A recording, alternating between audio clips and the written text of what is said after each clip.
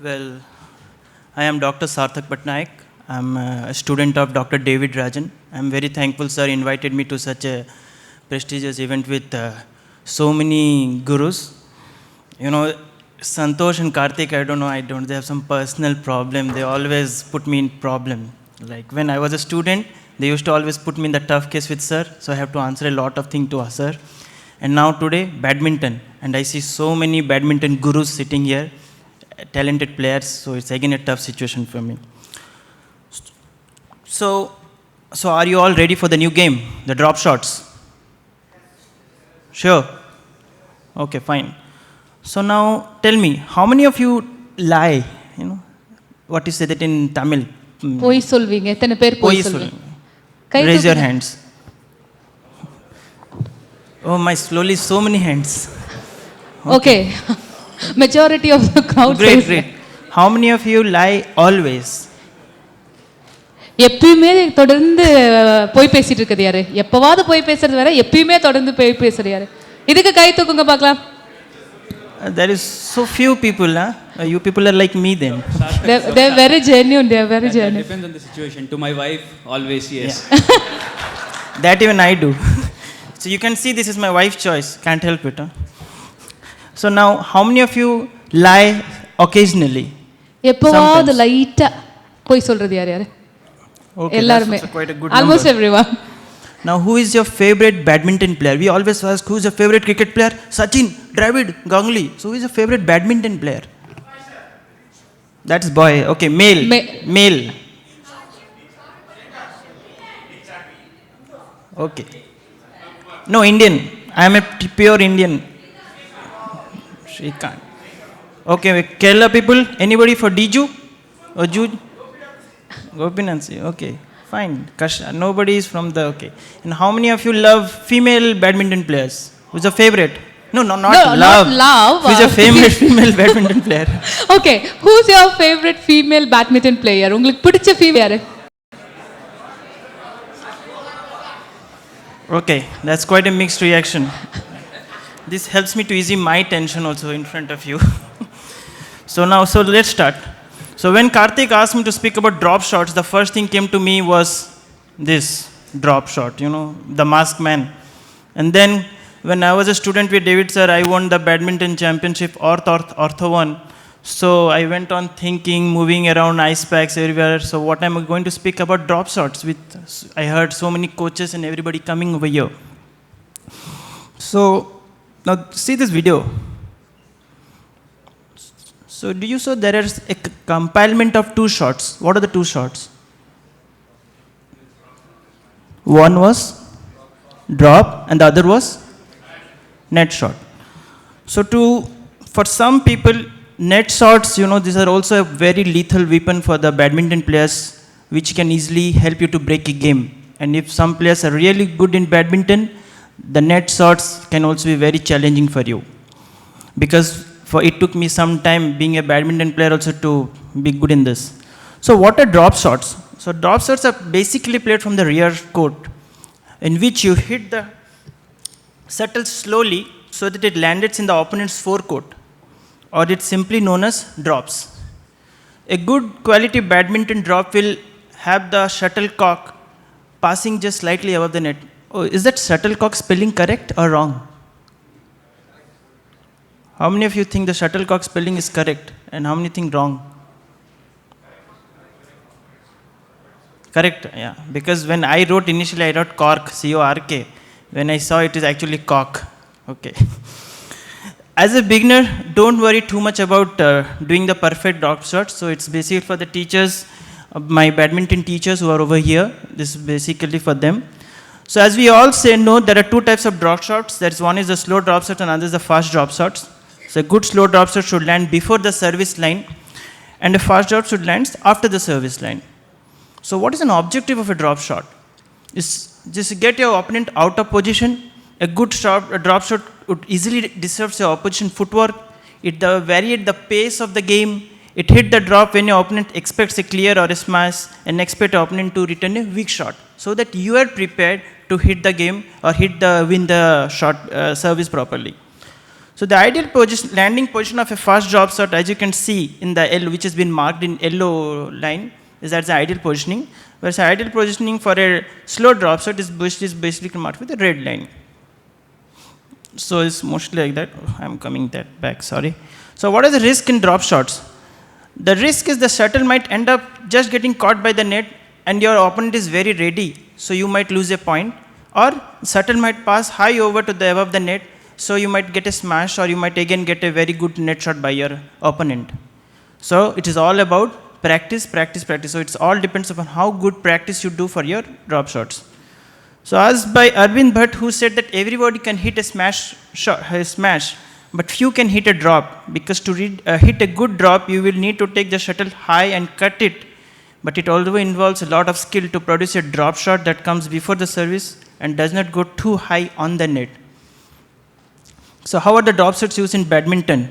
They are used both in singles and doubles, but they are basically deceptive or defensive. For there are certain preparations which I will come slowly. So here is a video. When your opponent hits, you should always be in a wide split stance face. Now suppose your opponent is hitting there. So you should have a wide split stance. Your both feet should be, wide apart. Here comes the second step, which I am going to show you.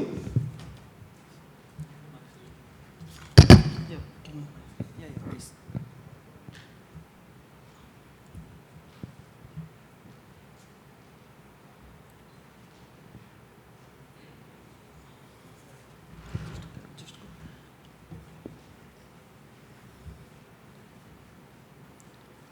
I'll just go with the video.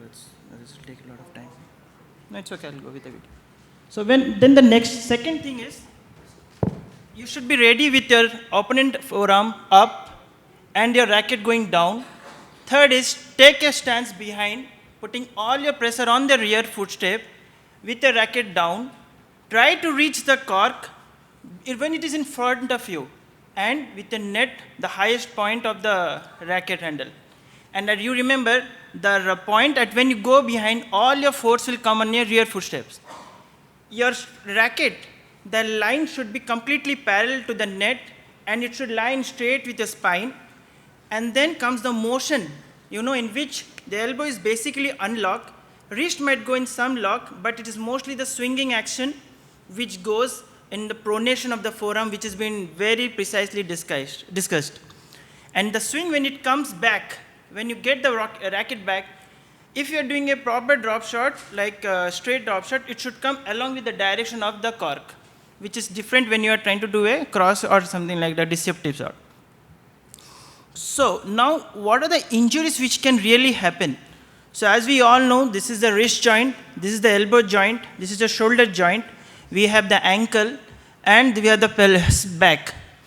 So drop shots, in the drop shots, we all know we don't require a lot of power, we don't require a lot of force over there. It is mostly wrist movement. It's like mostly dancing, or very good, we Indians are good, starting from Azharuddin and all. So on continuous using of your wrist, we might get this ulnar tendinitis or something of the ligaments which are there. We might get this hypothenar eminence. These are the two muscles.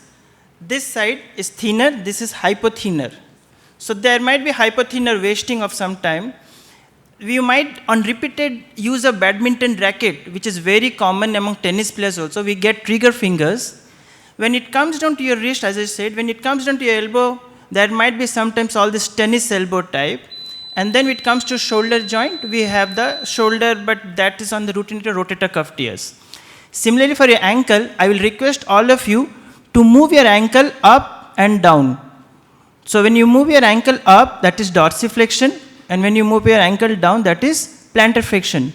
If your dorsiflexion is restricted, then you people are more chances of getting a ankle sprain. So if you see like that, when you go back to your room and you see, and when you assess your players, you see that is the thing, you should be very careful for those players to deal with those things. So now, why does this preparation matter for drop shots?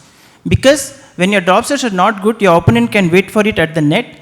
By disguising your drop shots, you can delay in his movement, and it is not only about disguise, however the Correct preparation is by encouraging you to reach up and make a smooth hitting action. So this is something known as overhead forehand, and there are two types, and the overhand backhand strokes. So now to reach a high contact, you have to really reach as high you can to contact the shuttle, which ideally should be hitting at a full relaxed reach. And start hitting your action by your elbow upward and extend to your shuttle and then going slowly. So to hold the grip, you have to be, there are two types of grip. As sir told, Vimal sir has told already that we don't require any grip kind of thing, but to have a proper drop shot, it is basically to have a relaxed basic grip. And to keep the racket strings are pointing at the shuttle when you hit it, and turn your arm upward, inward slightly. Don't use a panhandle grip, because if you all realize when we have to drop shot, we have to either hold a bevel grip or at the edge of the racket, either take a backhand grip or we take a forehand drop shots like that. But if for a beginner, don't stress him much. With the time, he will know slowly exactly what is the grip he wants to use. Then contact the shuttle slightly in front of you. Try to position yourself slightly behind the shuttle to go for a forehand grip. And if the shuttle has traveled behind you, it will be very difficult to play for a drop shot. So, and use up a short pushing action, hit the shuttle gently and smoothly. Avoid making a snapping action with your wrist, because this can affect your wrist movement, and slowly with later of time, you might get overuse athlete injuries, what you say, all the wrist problems. So follow through smoothly with your arm. Then come rotation. Forehand, do you really need power for drop shots? I can say no, but you teachers are there, they can give you a better guide. But as doctors, we believe that forehand, we require mostly for clears and smashes. And for in clearance smashes, it has to come sudden and violent, but for drop shot, it has to be very gentle and smooth. And your arm rotation will likely happen without thinking about it. That's what has been given in evidence-based studies. So your basic goal is to don't worry about your deception. Just consider the quality of your drop shots. Aim for the service line and don't worry about getting your drop shots to pass over the net tape. Make the shuttle plus close over the net tape, say not more than 30 centimeter. So if you see this, while varying, if you talk about the varying the pace, you have to be really good in your pace so that your opponent has to really get deceived, or you have to adjust a proper contact point so that he is out of range for the drop shot. Now the slower drops, like slow drop is mostly about a pushing action. So it's like the contact the shuttle with the racket pointing upward, in which your wrist is pointing bent slightly, mostly like a dorsiflexion when you are doing a backhand drop shot, and this contact point is directly above your racket, as I told you initially. For a faster drop, make the gentle pushing action. The ideal contact is slightly farther in front and is more steeply downward. And keep any wrist movement small and subtle. So as you are repeatedly swinging drop shots, it is mostly about the wrist and your forearm. So now varying the direction. So if you have to be very confident about your cross courts, so you should know exactly whether you can put them in the middle, or are you going to play it straight, or can you do this from the rear cut or from the midline. And the direction of the drop shots changes with your arm movement. So if you are a greater change of angle, you can bend flex your wrist as you hit the shuttle, because the cross court distance is longer, as we all know. Now basic technique for backhand drop, the preparation is same, and here it is more of you have to turn your body. So your core has to be very perfect, your foot movement has to be good, your ankles has to be strong, your elbow, the supination, pronation of your forearm, the wrist movement, everything has to be perfect. If you see this video of Lin Dane, you can see how comfortably he hits the shuttlecock back.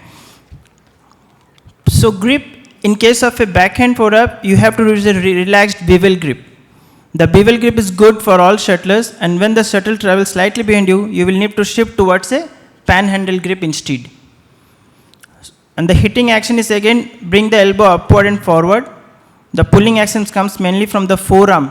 Over here, it's not the wrist, it is mostly from your forearm. So you have to have a good forearm for that. And there is no proper arm rotations.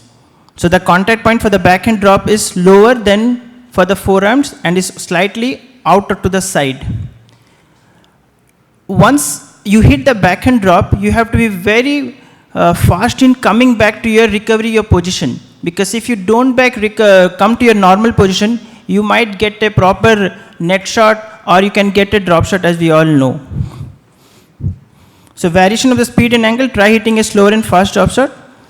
To make a deceptions, you have to be either slice the cork at the side, hit the shuttle with a glancing blow, which will help in changing the direction of the shot or reduce the speed of the shot. The most common is the big swing. As you would see here, the swing helps to drop it on the forecourt, and then there's a double motion in which he tries to begin to hit in another way, but then at the end moment he changes the direction of the racket.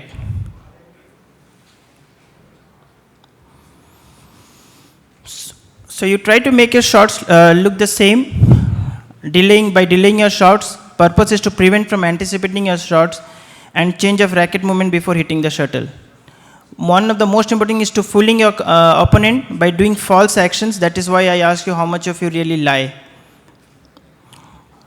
False action has to be very obvious, because deception can be a story that with time, if your player really reads you, they can really know how good you are and all your draw effort will be gone. So deception is reverse court is again used mostly for the slice and the reverse slips. And the body and arm deception, as I told, your body has to face somewhere, your arm movement has to go somewhere. This is how you are going to play your the deceptive shots. And for the deceptive clear, make a slow swing and that accelerate it at the last moment. For the smashes, slicing the smash can upset your opponent's defensive rhythm. So you should remember that. So the trade is between, try to make your preparation convincing. The timing cannot be exactly the same. So be unpredictable. So try to believe that drop shots are basically the fake shots. Your arm rotation will come by itself, no need to worry. Don't include power in it. Deception is a weapon, and balance your grip. Thank you.